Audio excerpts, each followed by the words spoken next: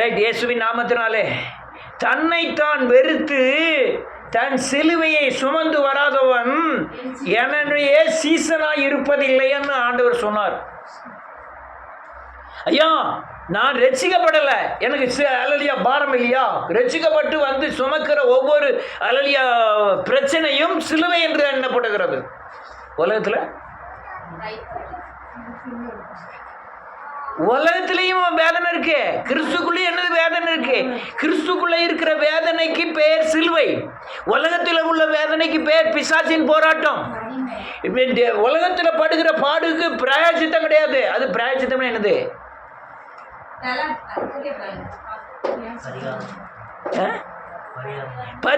பரிகாரம்னு ஒன்று கிடையாது. அது அந்த பட்ட பாடுகளுக்குள்ள பலன். ஆனா உலகத்துல படுகிற பாடுகளுக்கு என்ன கிடையாது? பலன் கிடையாது. கிறிஸ்துக்குள்ள படுகிற ஒவ்வொரு பாடுகளுக்கும் என்ன உண்டு? பலன் உண்டு. நான் பசியா இருந்தேன், பட்டினியா இருந்தேன், அதை கொலைப்படி யுத்தம்னு இன்னைக்கு வரையும் சொல்லிட்டு இருக்கேன். அது எனக்கு சாட்சியா என்ன செய்யுது? அப்படியே மாறுது. நான் உபத்திரப்பட்டது எனக்கு, நான் அவருடைய பிரமாணம். அப்போ ஒரு மனுஷனை பரலோக ராஜ்யத்துக்கு கொண்டு போகணும்னா, இன்னைக்கு ரட்சிக்கப்பட்டோம்னா அந்த பரலோக ராஜ்யம் கொண்டு போயிடுவாரா? ஒருவேளை நம்ம திடீர்னு ஒரு மரணம் ஏற்பட்டுன்னா அதுக்கு உண்டான உத்தரவாதம் கர்த்தர் எடுப்பார். ஆனால் இந்த உலகத்தில் வாழும் வரை நான் பரலோக ராஜ்யத்துக்கு என்ன ஆகுதும் தகுதிப்படுகிறோம். ஒன்றும் வேண்டாம். நெல் அரிசி வருது, எப்படி வருது? நெல்லை முதல்ல விதையை என்ன செய்வாங்க? காய போடுவாங்க. நல்ல காய போட்டு விதைய நெல்லுன்னு தனியாக வைப்பாங்க. அது 6 மாதம் கழிச்சு கொண்டு போய் விதைப்பாங்க. அந்த அந்த நெல் விதையை தூக்கி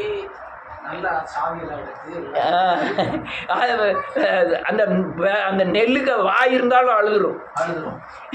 அந்த நெல்லை கொண்டு போய் புடைச்சி காய போட்டு வச்சு நான் இந்த சாக்கோட கொண்டு போய் ஒரு தண்ணிக்குள்ள போட்டு வச்சுருவாங்க. ஆனால் மறுநாள் எடுத்து கொண்டு போய் விதைப்புக்கு போயிருமே, உடனே போய் விதைப்பாங்க.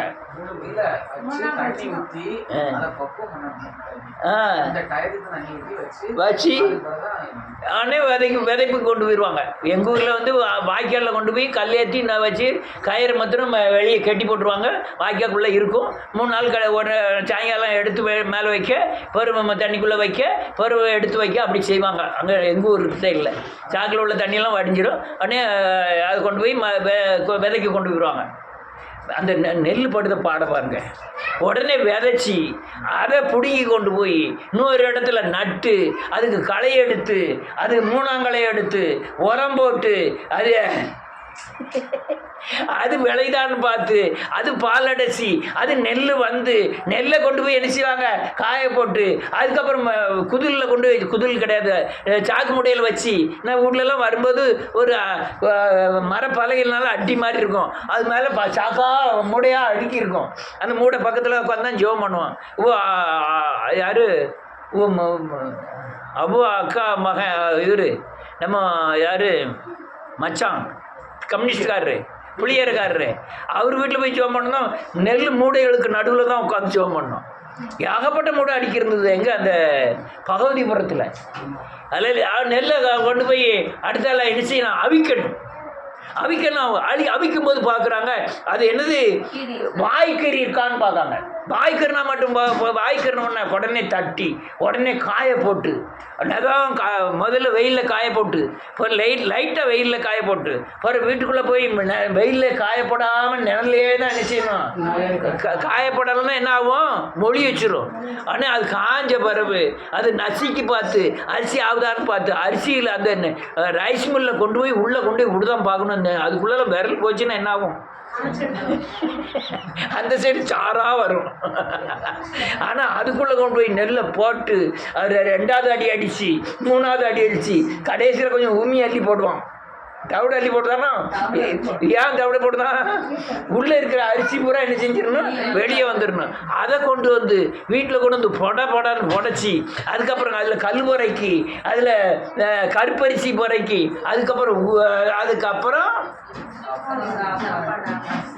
இவ்வளவு ப்ராசஸ் அங்கே நடந்துக்கிட்டு இருக்கு. அங்கே தானே சொல்ல வரேன். அங்கதான் நான் சொல்ல வாரேன்.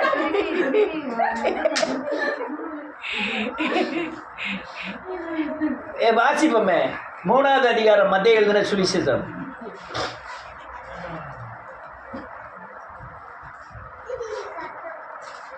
3வது அதிகாரம் கடகடன் வாசிக்கணும், அப்பதான் வேகமா முடிக்கலாம். 8வது வசனத்திலிருந்து. மத்தேயு 3வது அதிகாரம் 8வது வசனத்திலிருந்து. கனிகளை கொடுங்கள், ஆபிரகாம் எங்களுக்கு தகப்பன் என்று உங்களுக்குள்ளே சொல்லிக் கொள்ள நினையாதிருங்கள்.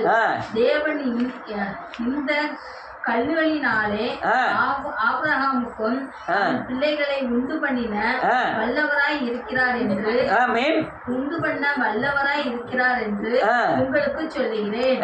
12வது வசனம்.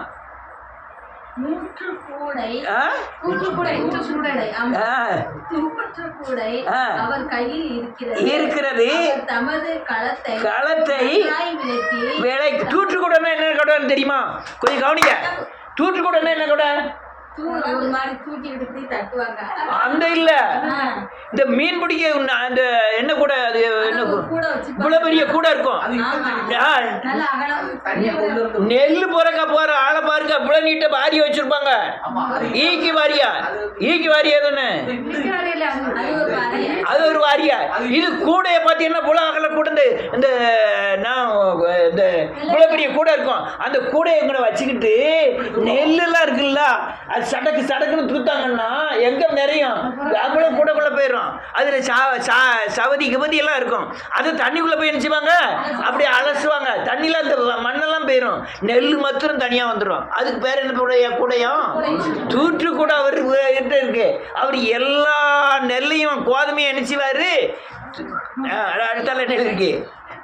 நமது கோதுமையை களஞ்சியத்தில் சேர்ப்பார், பதரையோ அவியாத அக்னியிலே சுட்டரிப்பார். அல்லேலூயா. என்னென்னலாம் பதர் இருக்குன்னு பார்ப்பார் அவர். பதரை பூரா என்ன செய்வார்? கோதுமை வேற பதரை வேற பிரிப்பார். பதரை என்ன செஞ்சிருவாரு? சுட்டரிப்பார். கோதுமை என்ன செய்வார்? களஞ்சியத்தில். என்னது பதறு?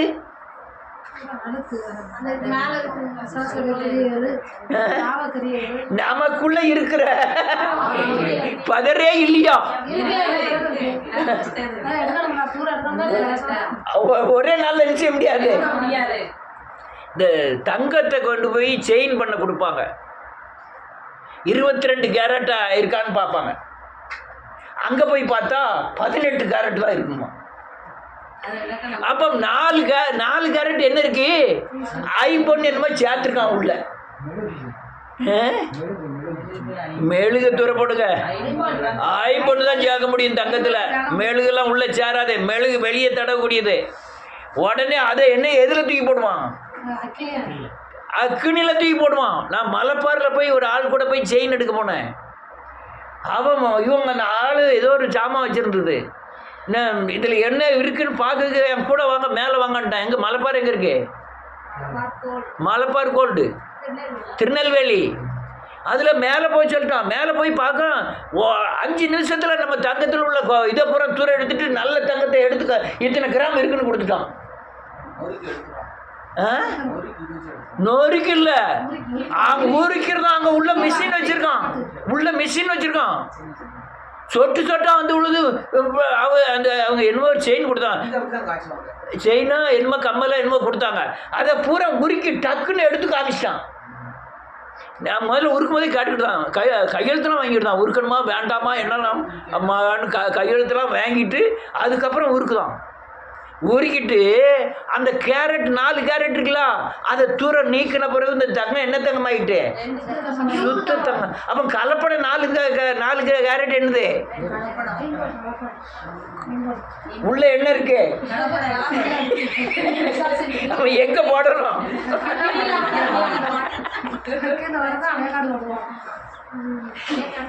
ஆனா உங்களை தீல போட்டாலும் தூற்றுக்குடையில தூற்றினாலும் பதற சுட்டரித்தாலும் உங்களுக்கு பலன் உண்டு. நான் அல்லலியா பிசாசினாலே காயப்பட்டு செய்வெண்ணெயிலாலே காயப்பட்டு பேய் பிடிச்சி ஆடி அல்லலியா பட்டினியா கடந்து பசியா கடந்து நோய்வாய்ப்பட்டு செத்தா என்ன கிடையாது? ஒரு பிரயோஜனமும் கிடையாது. ஆமென். ஆனால் ஆண்டவருடைய சிச்சைகளுக்கு அப்புறம் இருக்கிற அதனுடைய ஆசீர்வாதம் அதிகம். நான் இவ்வளவு தூரம் பேசுறோம்னா அநேக சிச்சைகள் மத்தியில் நடந்து வரும்போது தான் பேச முடியுது. அல்லேலூயா. ஒரு வசனத்தை வாசிங்க பார்ப்போம். ஆமோஸின் புத்தகம் 8வது அதிகாரம் 8வது வசனத்திலிருந்து 1070வது பக்கம்.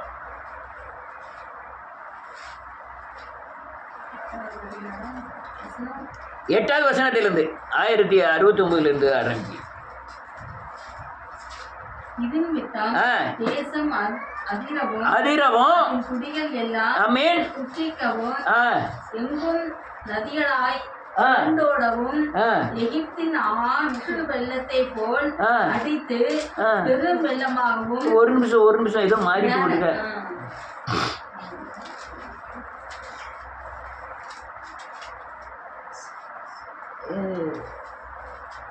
மாத்தில எடுத்தேன்.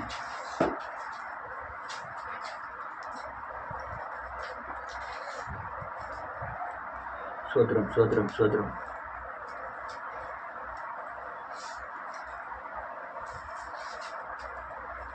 சல்லடையில போல சவிப்பார்கள்னு இருக்கும். ரைட். இன்னொரு வசனத்தை வாசிப்போம். இது போட்டோம். இயேசு கிறிஸ்துவின் நாமத்தினாலே. லூக்கா எழுதின சுவிசேஷம் 22வது அதிகாரம். இப்போ அதை எடுக்க நேரம் இல்லை. ரைட். 22வது அதிகாரம் 31, 32, 33, 34.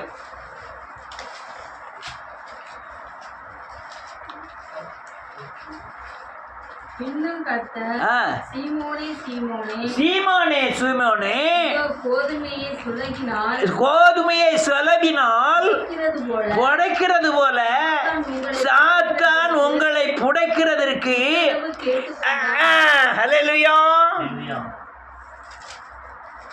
சொலவுல போட்டு ஜோசுவாவை புடைக்கிறாங்க.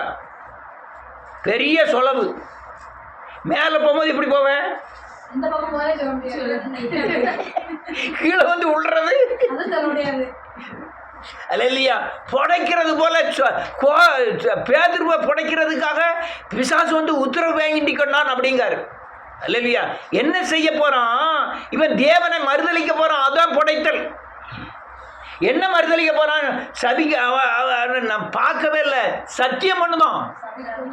சபிக்கவும் சத்தியம் பண்ண ஆரம்பிக்கும். அந்த பெரிதான ஒரு அல்லேலூயா புடைத்தல். பேதுரு சாதாரணக்காரன் கிடையாது. வேதம் சொல்லுது முந்தினவன் பேதுரு. முதல்ல அழைச்சது அவர் தான், அன்பா இருந்தது அவர் தான், பல இடங்கள்ல கூட்டு போனது பேதுருவை தான். ஆனா அந்த பேதுருவை பிசாசு அல்லேலூயா விசுவாசம் அவனுக்கு குறைவா இருந்தபடியினாலே விசுவாசத்தில் பலப்படுத்தும்படியாய் தேவன் அவனை பிசாசின் இடத்துல ஒப்பு கொடுத்தார். 2 காரியம் நடந்தது. யூதாஸுக்கு இதே காரியம் தான் நடந்தது, பேதுருக்கு இதே காரியம் தான் நடந்தது. ஆனா பேதுரு போனது ஆண்டவர்கிட்ட, ஆனா யூதாஸ் போனது பரிசேயர், சதிசியர், ஆசாரியன்ட்ட போயிட்டான். இவனும் தேவன்ட்டு வந்து மனங்கசந்து அழுதுருந்தான்னா என்ன இருக்கும்? மன்னிக்கப்பட்டிருப்பான். ஆனால் இதே தவிர தான் பேதுரு பண்ணான். ஆண்டவர் சொன்ன உடனே திரும்பி பார்த்தாரு. என்ன சேவல் கூண் உடனே திரும்பி பார்த்தாரு. உடனே அவனுடைய காரியம் பூரா நினைவுக்கு வருது. மனம் கசந்து அழுதான். அவன் ரட்சிக்கப்பட்டுட்டான். இந்த உபத்திரம் இருக்க அல்லேலூயா. அவர் விரும்பி நமக்கு உபத்திரத்தை அனுப்பல, சந்தோஷமாவா அனுப்புதாரு? இல்ல. நான் பரலோக ராஜ்யத்துக்கு என்ன வேண்டி இருக்கு? தகுதிப்பட வேண்டியது இருக்கு. நான் பரலோக ராஜ்யத்துக்குள்ள நுழைய வேண்டியது இருக்கு. அதுக்காக சில உபத்திரவங்களை அனுப்புகிறார். உபத்திரத்துலையும் ஒவ்வொரு ஆள் உபத்திரவத்தை பார்த்தா வித்தியாசமானது. நான் அன்னைக்கு சொன்ன மாதிரி அது சோபியாவுடைய காரியத்தை பயங்கர காரியம். அதை யாருமே சகிக்க முடியாது. ஆமென். ஆனா செபியோட காரியம் அதை விட இவன் செமக்கிறது அவன் என்ன செய்ய முடியாது. நம்ம நினைக்கும் செல்வி சந்தோஷமா தான் இருக்காங்க. அவ பாட பார்த்தா ராத்திரி 12 மணிக்கு இங்கே ஒன்று விட்டுரும், இங்கே ஒன்று விட்டுரும். எம்மா தண்ணிங்க ஒன்று ஆய்க்கு.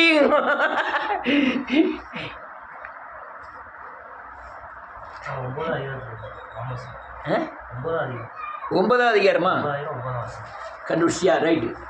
நான் இதை சொல்லிட்டு அதை பார்ப்போம். அதை வச்சுட்டு அப்படியே வச்சுட்டு பார்ப்போம். சொலகில் போட்டது அடைக்கிறது போல உத்தரவு வாங்கி கொண்டான். நானும் என்ன இருக்கு, நானும் உன் விசுவாசம் ஒளிந்து போகாதபடிக்கு உனக்காக வேண்டிக் கொண்டேன். நீ குணப்பட்ட பின்பு உன் சகோதரனை என்ன செய்யி சிறப்படுத்து. உபத்திரம் தான் அல்லையா, உபத்திரப்படுத்தினாலும் அவர் ஒரு போக்க என்ன செய்தாராம், சோதிக்கிறவன் சுய இச்சையினால இழுக்கப்பட்டு தான் என்ன செய்யப்படுகிறான், சோதிக்கப்படுகிறான். அவன் சுய இச்சையினால இழுக்கப்பட்டு சோதிக்கப்படுகிறான். சோதிக்கப்படுகிறவன் எவனும் தேவனால் சோதிக்கப்படுகிறேன் என்று சொல்லக்கூடாது. உபத்திரத்துக்கு உண்டான போக்கை விட எதுக்கு உபத்திரத்துக்கு இந்த சோதனைக்கு விட்டுகிறாரு? அதுக்கு அதான் எதுக்கு புடமிடுதாரு? இயேசுவை போல மாற, பிசாசை ஜெயிக்க, பரலோக ராஜ்யத்துக்கு நான் ஆயத்தமாக. நீங்க எவ்வளவு தூரம் தேவ வசனத்துக்காக நின்று புடமிடப்பட்டிருக்கீங்களோ அவ்வளவு தூரம் இயேசுவை பற்றி அறிவீர்கள். இயேசுவில் உள்ள பிரசனம் என் மேல் இருக்கும். இயேசுக்கு கொடுத்த அபிஷேகம் என் மேல் இருக்கும். அல்லேலூயா. ஆமோஸ் 9வது வசனம் வாசிக்கலாம். இதோ சல்லடையினால் சலித்தரிக்கிறது போல் இஸ்ரவேல் வம்சத்தாரை எல்லா ஜாதிகளுக்குள்ளும் சலித்தரிக்கவும் சலித்தரிக்கும்படிக்கு நான் கட்டளையிடுவேன். ஆனாலும் ஒரு கோதுமை மணியும் விழுவதில்லை. வேதம் சொல்லுது சல்லடையில சதிக்கிறது பார்த்திருக்கீங்களா? இது சொல்லவும் ஒரு பக்கம் இருக்கட்டும். சல்லடைன்னா என்னது? அலசல். நீங்க இந்த ரைஸ் மில்லே பார்த்துருக்கலாம். அரிசி குத்த போகும்போது அங்க அப்படி ஆடிக்கிட்டே கிடக்கும். அந்த ஓட்டைக்குள்ளாடி வர்ற கல்லெல்லாம் தூர போயிடும். அதோட பருக்கல் என்ன செய்யும்? போகாதே, அது உள்ள கடந்து கடப்படான்னு ஆடிக்கிட்டே கிடக்கும். அல்லேலூயா. அதுக்குன்னு ஒரு பெரிய பொந்து வச்சிருக்கோம், அதுக்குள்ளாடி வந்து வெளியே வந்து விழுந்துடும். அல்லேலூயா. சல்லடையில் அதுவும் இந்த ஆப்பிள் பழம்லாம் நீங்கள் இந்த சலிக்கிறத பார்த்தீங்கன்னா மிஷின் இருக்குது. அதுக்கு ஆப்பிள் பண்ணுறதுக்கெல்லாம் மிஷின் இருக்குது. அந்த உருண்டை வட்டமாக இருக்குது. அது 2-3 நம்ம போனோம்ல, ஆப்பிள் வேற இருக்கு, மருந்து வெள்ளரிக்கு போனோம். அது ஏங்க அங்கே போன உடனே எங்களை மிரட்டிடுவான். அந்த பயிர் வச்சு கொண்டு வரோம்ல, அவன் 3 பகுதியாக பிரிக்கணும். பொடி பிஞ்சா இருக்கிறதுக்கு துட்டு கூட, அடுத்ததுக்கு அடுத்தால துட்டு குறையும், அதுக்கு அடுத்தால உள்ளதுக்கு பருசுக்கு துட்டு குறையா. ஊறுகாய்க்கு போகுது, விதை மருந்து எல்லாமே அவன் அங்கேருந்து கொடுத்துருவான். தூத்துக்குடியிலேருந்து அங்கேருந்து ஆளையும் அனுப்பிடுவான். இவங்க பறிக்கிறதுக்கு இந்த கூடையெல்லாம் அவனே கொடுத்து விடுவான். நாங்கள் அந்த காயாட்டத்துக்கு போயிருக்கோம். அங்கே குமிச்சு போட்டிருக்கோம்.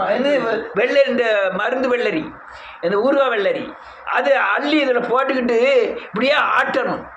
ஆட்டினா மட்டும் வராது, அந்த பொடி சிலப்பாக கீழே வந்துடும். அடுத்தால ஒரு சாக்கு வச்சிருக்கோம், அந்த இன்னொரு தட்டு அரிப்பு அதில் இருக்கும். இதை கொண்டு போய் அதில் தட்டிட்டு அங்கே ஆட்டணும். அப்படியே ஆட்டிட்டு இருக்கும்போது அதில் பொடிசாக இருக்க போகிறோம், அதில் கொஞ்சம் பரிசாக இருக்க போகிறோம். அவ்வளோ அதுக்கு அடுத்தால பரிசாக உள்ளது அங்கே போய் தட்டுறோம். இவனு என்ன செய்வான் தெரியுங்களா? எங்களெல்லாம் மிரட்டிட்டு எல்லாம் சொன்னேன்னா அப்படின்னா இருக்கு அப்படின்வான். இந்த பரிசை பூரா அந்த கூடையில் தட்டிட்டு மேற்றால பொடிசை எடுத்து வச்சுப்பான். மேலே அள்ளி போட்டுக்கிடுது. பொடிசுக்கு விலை அதிகம். கீழே பார்த்தா பரிசாக இருக்கும். இது 4 ரூபான்னா அது 12 ரூபா. 12 ரூபாக்குள்ளதை மேலே லேசாக போட்டு கீழே போல அந்த 4 ரூபாக்குள்ளதை அடுக்கிக்கிட்டு மேலே போட்டு அவன் எடை போட்டு டக்குன்னு எடை போட்டு எழுதிக்கிட்டே இருப்பான். பாவியை நமக்காவது ஒரு 10 ரூபா தந்துருக்கலாம். ஒன்றுமே ஒரு டீ கூட வாங்கி தர மாட்டானுவோ. நீங்கள் வேற யார் பண்ணும்? ஜபா நீ பண்ணிடல, இன்னைக்கு வந்தீங்களா? வரல. அதே மாதிரி நம்மளை என்ன செய்வாரா? பிரித்து எடுப்பாரு. ஈயத்தை காய்ச்சினாதான் ஈயத்தை என்ன செய்ய முடியும்? எடுக்க முடியும். வேதம் சொல்லுது, வாசிப்போமே ஏசாயாவின் புஸ்தகம் 1வது அதிகாரம் 25-26.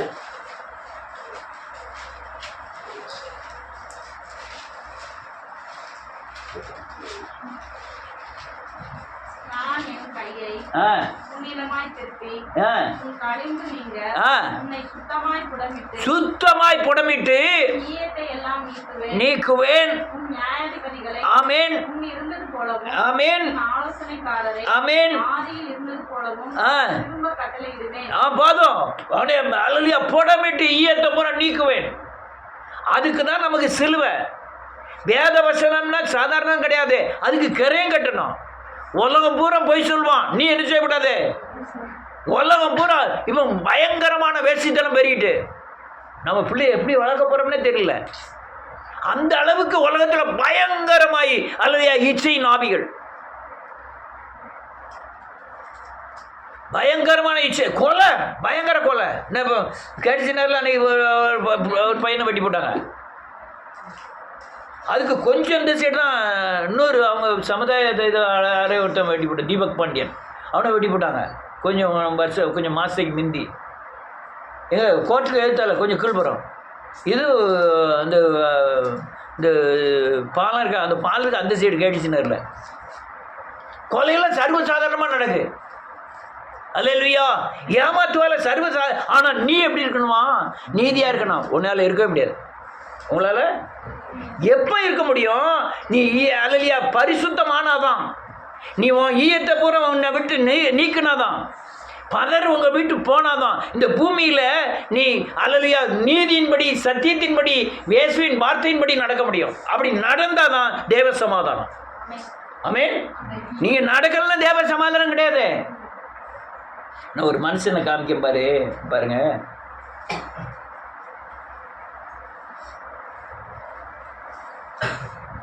யாத்திராகமத்தின் புஸ்தகம் 13வது அதிகாரம் 16, 17, 18.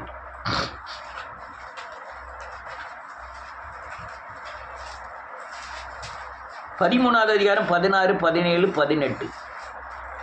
கர்த்தர் எங்களை பலத்த கையினால் எகிப்திலிருந்து புறப்பட பண்ணினதற்கு இது உன் கையின் அடையாளமாகவும் உன் கண்களின் நடுவே ஞாபகக்குறியாகவும் இருக்க கடவுது என்று சொல்வாயாக என்றார். பார்வோன் ஜனங்களை போக விட்ட பின் ஜனங்கள் யுத்தத்தை கண்டால் மனம் அடிந்து எகிப்து திரும்புவார்கள் என்று சொல்லி பெலிஸ்தரின் தேச வழியாய் போவது சமீபமானாலும் தேவன் அவர்களை அந்த வழியாக நடத்தாமல் சமுத்திரத்தின் வனாந்தரத்தின் வழியாய் ஆமென் பண்ணினார்.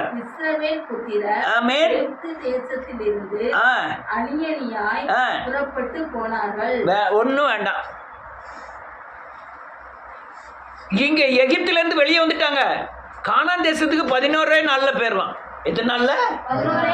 11 நாள்ல. எத்தனை வருஷமா போறாங்க? ஏன் அப்படி? நம்ம ரசித்தாரு உடனே டக்குன்னு எடுத்துக்கிட வேண்டியது பரலோக ராஜ்யத்துக்கு. ஏன்னா இங்க இருந்து சங்கடப்படுறதோட அங்கே போய் இருக்கிறது நல்லது தானே. யாருக்கும் சாவு மேல என்ன இல்லை, சாவு மேல விருப்பம் இல்லை. பரலோக ராஜ்யத்துக்கும் மேலேயும்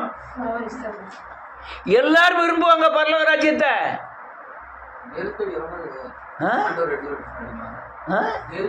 நெருக்கடி வரும்போது எடுத்துக்கிடுங்க.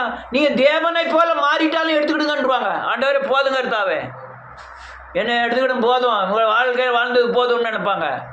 ஆனால் நீங்கள் பரலோக ராஜ்யத்துக்கு பிசாசின் எண்ணங்களோடு பிசாசின் சாயலோடு பிசாசின் குணத்தோடு எங்கே போக முடியாது.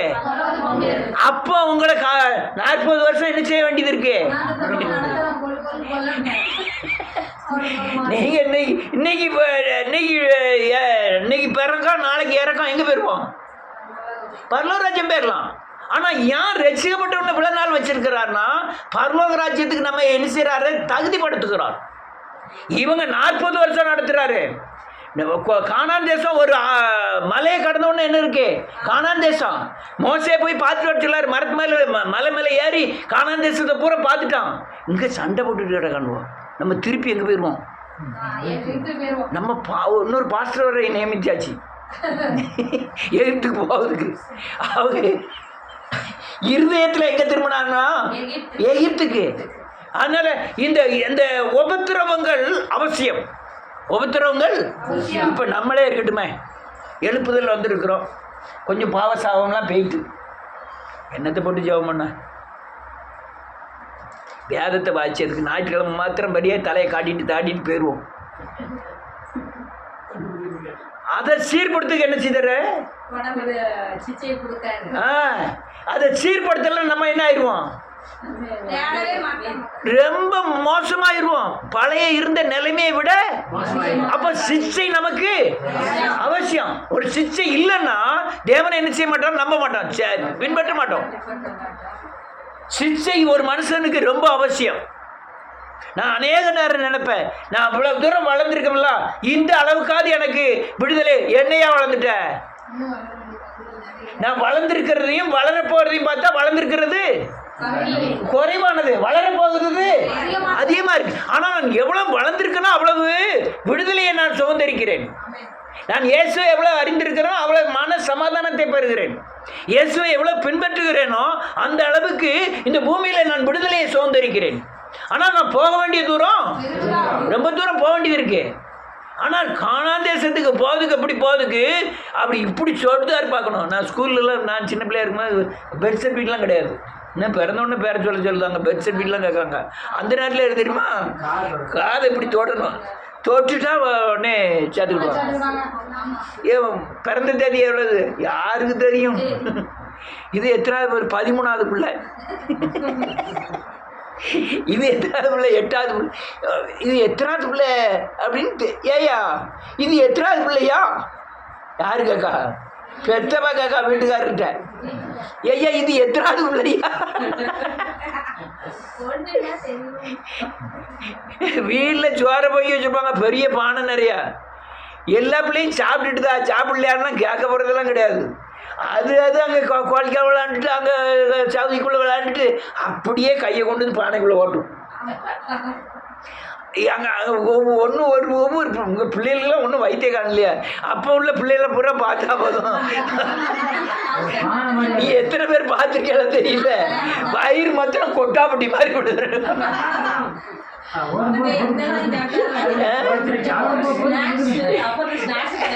ஸ்நாக்ஸ்லாம் கிடையாது. ஆனால் சோறும் வயிற்றுக்கு சாப்பிட முடியாது. இவ்வளோ காலம் சோறு போட்டு அதுக்கு முன்னாடி தண்ணியை ஊற்றி வச்சுருவாங்க. இது சோறை அரிச்சு அப்படி தண்ணியை பூரா குடிச்சிட்டு இப்படி வயிற்று தள்ளிட்டாலையும் தலையில் என்ன கிடையாது. மூக்கு 1 கிலோமீட்டர் வெளியே வந்துட்டு உள்ளே போகும். தாவீதையாவை பழைய வாழ்க்கையை நினைச்சு பார்க்க.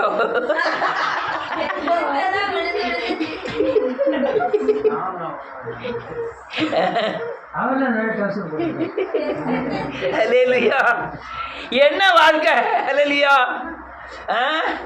இப்படிதான் பின்னால முதல்ல வாழ்க்கை. ஆனா இந்த எகிப்தில் இருந்து நம்மை பிரித்து எடுத்து கானான் தேசத்துக்கு நடத்துறாரு. நம்ம எகிப்துனா எங்கிருந்து? அடிமைத்தனமாகிய வீடு. அடிமைத்தனத்தின் எது? அடிமைத்தனத்தின் வீடு. நம்ம இருந்தோம்ல அந்த இடம் அடிமைத்தனத்தின் வீடு. எதுக்கு அடிக்காம, எதுக்கு பட்னியா போடணும், எதுக்கு சிரிக்காமனே நமக்கு என்னது? எதுக்கு அடிக்காம, எதுக்கு இது பண்ண, எதுக்கு கொல்லுவோம்? எதுக்குன்னே யாருக்கு யார்கிட்ட போய் சொல்லணும்னு தெரியாது. நான் எல்லாம் பார்த்தீங்கன்னா பெரிய கூத்து. வீட்டில் பயங்கர பிரச்சனைக்கு யாருக்காவது சோசியக்காரனை போய் கூட்டிகிட்டு வரல அப்படின்ட்டான் எங்கள் அம்மா. உடனே டக்குன்னு பஸ் ஸ்டாண்டுக்கு போனால் பஸ் ஸ்டாண்டில் ஒருத்தன் சோசியக்காரன் போய்கிட்டு இருக்கான். அவன் ஊமை மாதிரியே நடிச்சிட்டான். ஊமை நான் நல்லா சொல்லுவோம்ட்டு பப்ப பாதி இதுதான் சொல்கிறான். உடனே வீட்டுக்கு கூப்பிட்டு வந்துட்டோம். வீட்டுக்கு வந்து உடனே அவனுக்கு பெரிய வரவேற்பு. வீட்டில் உடனே பாயெல்லாம் விரிச்சு போட்டு உட்காந்து நாங்கள்லாம் உட்காந்து வீட்டில் பிரச்சனை, அவ்வளோ பிரச்சனை. யார்கிட்டையாவது போய் கேட்போம்னு நினைப்பு. அவன் 4 கொம்பன் அப்படிங்கான், 4ல் 1 இப்படி இருக்குங்க, பாதி சொல்கிறான். இவன் என்ன சொன்னாலும் இவன் எங்கள் அம்மா என்ன நினைக்கா, இவன் மனசில் உள்ளதெல்லாம் அவன் சொல்கிற மாதிரி அவன் என்ன சொன்னாலும் நம்மளை பார்த்தா சொல்ல நம்ம நிலைமையே கரெக்டாக சொல்லுதான்னு சொல்லிட்டு இருக்கா. எனக்கு அவ்வளோ தெளிவு கிடையாது. உடனே டக்குன்னு அவன் 2 ரூபா தான். 2 ரூபான்னா 10 ரூபா கொடுத்தா 2 ரூபா இல்லைன்ட்டு, 2 ரூபாய்க்கு சில்லறை இல்லை, 10 ரூபாய்க்கு சில்லறை இல்லைன்ட்டான். நான் கூட்டி கொண்டு போய் உடிப்பேட்டில் ஒரு டீயை குடிச்சிட்டு 12 பைசா டீ 10 ரூபாய் கொடுத்து 10 ரூபா 100 ரூபா மாதிரி மாற்றி அவனுக்கு 2 ரூபாய் கையில் கொடுத்துட்டு வாரம் கொஞ்சம் தூரம் 12 பைசா டீ குடிச்சிட்டு தூரம் கொஞ்சம் தூரம் வாரேன். அவன் 2 பேர்கிட்ட பேசிட்டு போகிறான். நான் டீயை குடிச்சிட்டு அவனை பார்க்க 2 பேர்கிட்ட வெத்தலை பார்க்க போட்டு அவன் பாட்டில் பேசிக்கிட்டு போகிறான். ஏன் பாவி நம்ம வீட்டில் வந்து யாங்கியாவது போய் தலையில் உள்ள முடியாது சிரைச்சிட்டு நம்முடைய பிரச்சனை நினைச்சணும் தீரணும். எங்கனையாவது உருளுவோம், எச்சலையில் உருளுவோம், எங்கனையாவது மண்ணை தும்போம், என்னையாவது காதை குத்துவோம், என்னெல்லாமோ அலைஞ்சோம். உடனே அந்த ஆத்தாவுக்கு நான் இவ்வளோ நேர்ந்துக்கிட்டோம்ட்டு உடனே டக்குன்னு துணியில் என்ன செஞ்சுடுது, முடிச்சு போட்டுறது. இந்த ஆட்டங்க நேர்ந்துக்கிட்டோம்ங்கிறது. ஆனால் பிரச்சனை எதுக்கு அடி போடுதோம், எதுக்கு சாவுதோம், எதுக்கு இதோட பெரிய கொடுமை என்னதுன்னு தெரியுமா? இந்த இவனுக்கு வந்து இது இருக்க இதே பேயின்ட்டுருவாங்க. இல்லை ஆத்தா வந்திருக்கான்னு சொல்லிட்டு வீட்டுக்குள்ள ஒருத்தரையும் விட்டது கிடையாது. அது யாரு இந்த டிபி வியாதியே பேய் பிடிச்சிட்டுருவாங்க, சுகர் வியாதி பேய் பிடிச்சிட்டுருவாங்க. கொலையடிச்சுக்கிட்டு இருந்த நேரம் எங்க இருக்கும்போது அடிமைத்தன வீடாகிய எகிப்தில் இருக்கும்போது பிரித்து எடுத்துட்டாரு. அங்கேருந்து ஒரு இது கூட பிடிச்சு எடுத்தார். உங்களுக்கு ஒரு ஆளை காமிக்க, அந்த ஆள் யாருன்னு காமிப்பார்.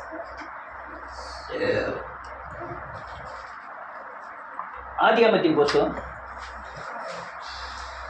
12வது அதிகாரம். கொஞ்சம் கடற்கரை நேரம் ரொம்ப ஆயிட்டு. 12வது அதிகாரம் 14, 15, 16.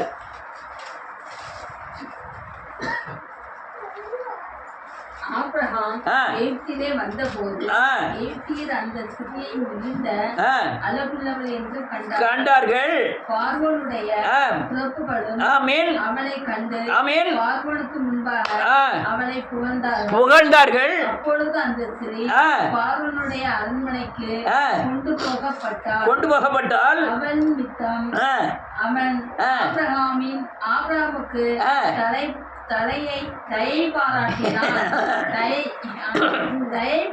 தயை பாராட்டினான். அவனுக்கு ஆடு மாடுகளும் கழுதைகளும் வேலைக்காரிகளும் கோழிகை கழுதைகளும் ஒட்டகங்களும் கிடைத்தது. யாரெல்லாம் கிடைச்சா? வேலைக்காரர்களும். யாரு வேலைக்காரி? அங்க வேலைக்காரி யாரு? ஆகார். எங்க இருந்து வரா? எகிப்தில இருந்து யாரு கொண்டு வந்து சேர்க்காரு? ஆண்டவரே ஆபிரகாமுட்ட கொண்டு வந்து சேர்க்காரு. நீ பிரிச்சு எடுக்காரு. நீ அங்க இருந்தது போதும், நீ வேலைக்காரியா இருந்தது போதும். நீ எங்க வந்து சேர்ந்துரு? இஸ்ரவேல் சந்ததியோட வந்து சேர்ந்துரு. கொண்டு வந்து சேர்த்தது மட்டுமில்ல, ஆகாரம் என்ன செய்தா? இவன் கணவனுக்கே கட்டி கொடுக்கா. என்ன அர்த்தம்? நீ அந்த நம்ம அப்படிதான். எங்க இருந்தான்? எகிப்துல இருந்தான். பிரிச்சு கொண்டு வந்து எங்க கொண்டு சேர்த்தாரு? ஆபிரகாமோட இஸ்ரவேல் சந்ததியோட சேர்த்துட்டாரு. சேர்த்தது மட்டுமில்ல, நாம் தேவனுக்கு மனைவாட்டியாய் மாறி இருக்கிறோம். யாருக்கு மனைவாட்டியா மாறி இருக்கோம்? தேவனுக்கு மனைவாட்டியாய் மாறி இருக்கிறோம். மனைவாட்டியா மாறினது மட்டுமல்ல, சுதந்திரவாதியாய் மாறி இருக்கிறோம். நம்ம எங்க உள்ளவங்க? எகிப்துல உள்ளவங்க. எங்க உள்ளவங்க? யாரை சேவிச்சுட்டு இருந்தோம்? பிசாசை சேவிச்சுட்டு இருந்தோம், விக்கிரத்தை சேவிச்சுட்டு இருந்தோம். தேவனை சேவிக்கும் போது நீங்களா ரட்சிக்கப்பட்டு வந்தீங்களா? யாரோ உங்களை வந்து கூப்பிட்டாங்களா? ஏதோ சொல்லியிருப்பாங்க இயேசுன்னு. ஆனா நீங்க ஏதோ ஒரு நோக்கம் தேவன் உங்க மேல வச்சிருந்ததுனாலதான் எங்க வர முடிக்குது. ரட்சிப்பு யாருடையது? அவர் தான் உங்களை கொண்டு வந்தாரு. நான் போய் காலை பெருக்கிற பார்த்தேன்னா மாட்டை பிடிச்சிட்டு வர எரும மாட்டேன் என்ன அப்ப வந்ததுதான். ஏன்டா வந்தாருன்னு நினைக்கலன்னு தெரியல.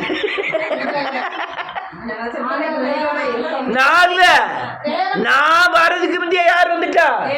நான் கருவி. சிலுவை போட்டாச்சு. வியாபாரம் கல்யாணம் முடிஞ்ச அன்னைக்கு அவன் வீட்டு வாசல்ல மேற்கிருந்து வந்துகிட்டு இருக்கான். நான் அப்பதான் இயேசுவை பத்தி சொல்லிட்டு வர விட்டேன். யாம இருக்கன்னு நம்ம தெரியல. உனக்கு ஏமா இருக்காடே? உங்க அப்பாவுக்கு அம்மாவுக்கு ஒரே நாள் கல்யாணம் ஆயிருக்கு தெரியுமா உனக்கு?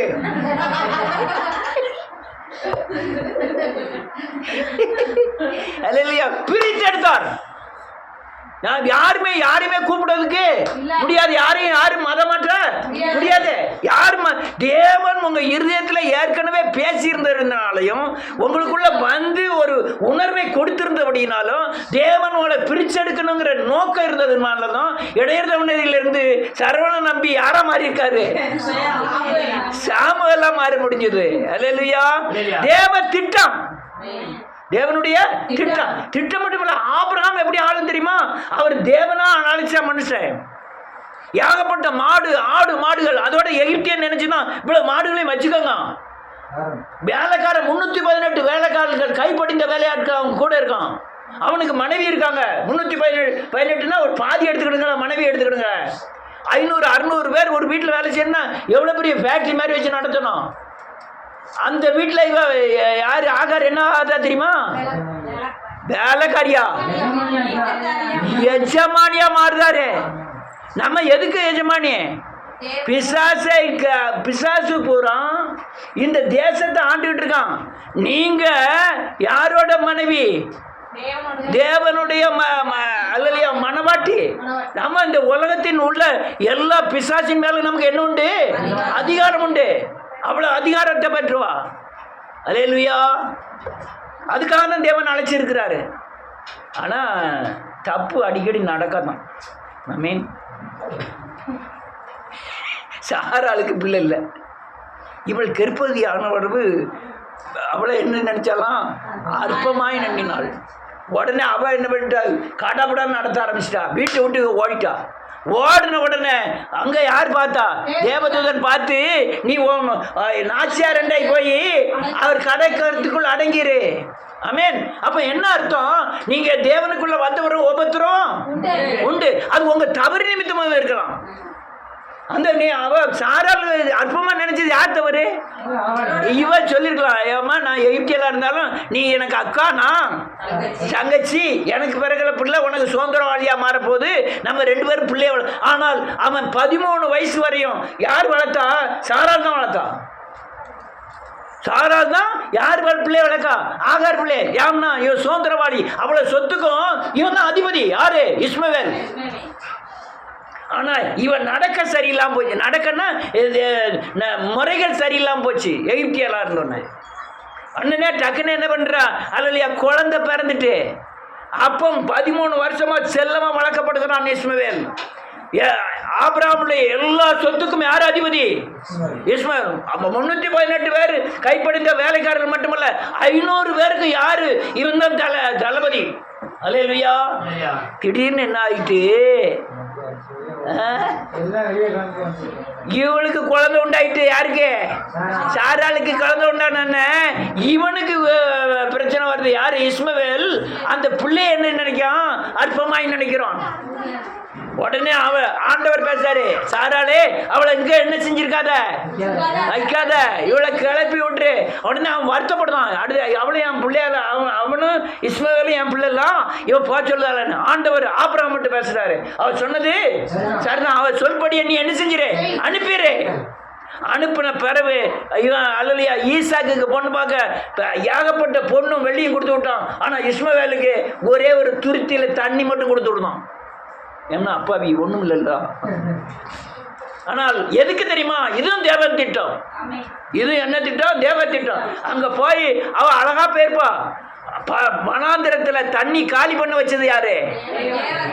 தண்ணி ஊற்ற வர வச்சது யாரு? இது ஏன் தெரியுமா? தேவனை கூப்பிடுவதற்காக.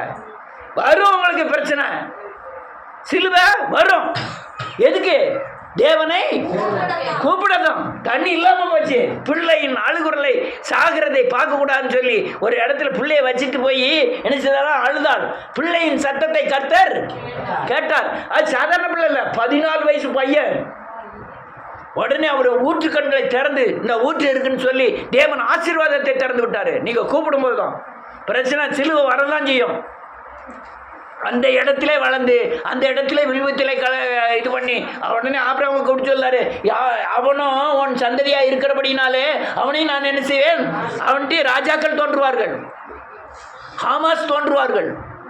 பாகிஸ்தானியர் அரபியர்கள் தோன்றுவார்கள், அவர்களையும் ஆளுவார்கள். இப்போ 2 பேரும் சண்டை. யாருக்கும்? இஸ்ரவேலர்களுக்கும் இன்னைக்கு வரையும் சண்டை தான். 2 ஒரே தகப்பன் பிள்ளை தான். அவன் தாய் வேற, இவன் தாய் வேற, அவ்வளோதான். ஆனால் நான் குர்ஆன் வச்சுருக்கேன், நீ பைபிள் வச்சுக்கோ. 2 பேரும் சண்டை முடிஞ்ச மாதிரி இல்லை. அல்லேலூயா. இதெல்லாம் காரியம் நம்ம பிரித்து எடுத்திருக்கிறார். நமக்கு உபத்திரவம் உண்டு, ஆனால் நீங்கள் என்ன செய்யுங்கள்? நான் அதனால் நான் சுமந்துட்டு போகிறேன், என் பின்னாலே வாங்க. அதனால் கர்த்தர் உங்களை பயங்கரமாக ஆசீர்வதிப்பார். நான் சும்மாலாம் சொல்லலை, எகிப்திலேருந்து பிரித்து எடுத்திருக்காரு. நீங்கள் எவ்வளவு தூரம் தேவனை சேவிக்கிறீங்களோ அவ்வளோ பாதுகாப்பும் ஆசீர்வாதம் உங்களை தொடர்ந்து கொண்டே இருக்கும். கர்த்தர் உங்களை மென்மேலும்